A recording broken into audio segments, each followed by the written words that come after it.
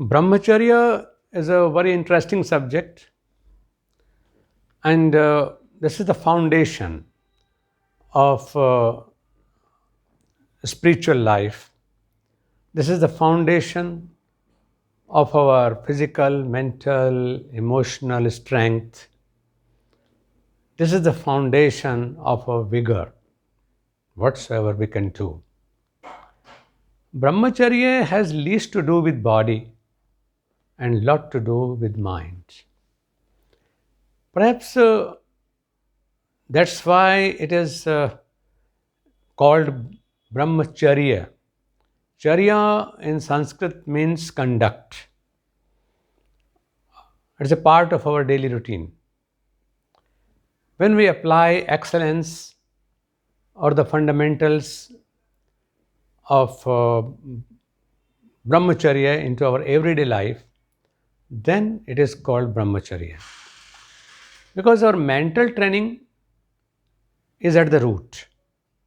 And even Lord Krishna, Yogeshwara Krishna, establishes it through this beautiful shloka, Karmendriyani Sanyamya, Ya Aste Manasa Smaran, Indriya Vishayan Vicharatma Mithyachara Sauchyate.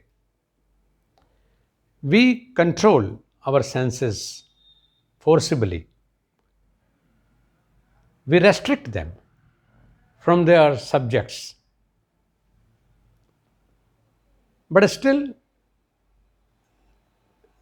we do not succeed in following the brahmacharya, or rather say in acquiring the result of brahmacharya.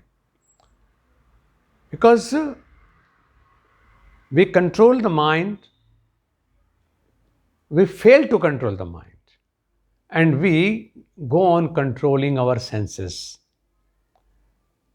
They are restricted from the subjects, but through our mind, we go on contemplating on the Vishayas, Indriya Vishayas, where it says, Ke Indriya Vishayan Vicharatma. Mentally, we are continuously involved in sensory subjects related to our five senses. So, until and unless we control the mind, restrict it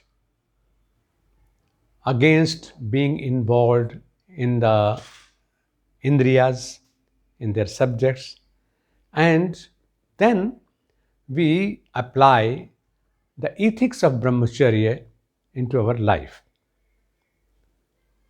Because vasana takes birth in our mind first. Vikara is generated in our mind, and later it reflects on our body. So, brahmacharya at body level is secondary things. When brahmacharya is applied into our thought process, and brahmacharya is applied into our everyday life through our mind, then it will be deep rooted in our personality, will certainly earn a grace, a glow, strength,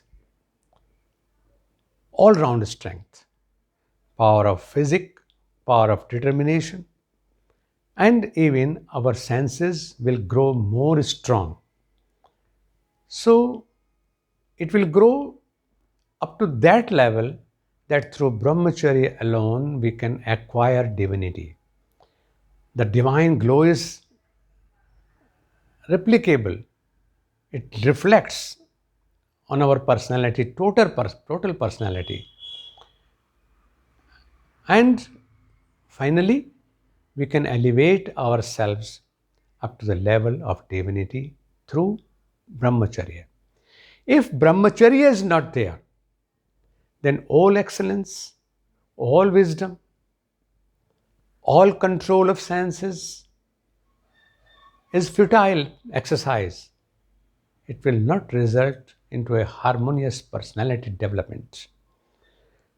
For bringing harmony into our everyday life, worldly life, and for uplifting, elevating up to the level of divine, up to the level of Brahma Varchasva.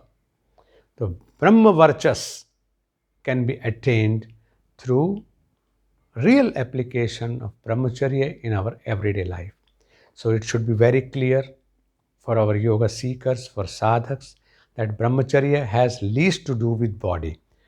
Body is simply the field. This is the world in itself, having different deshas, different areas where a reflection or effect of brahmacharya or lost of brahmacharya can be experienced. So, if we practice brahmacharya at our mental level, then it is reflected certainly at our body level, and because body is there as the best tool to work in this world and best tool to continue our journey to spiritualism and to divine, that way this tool should be the best one.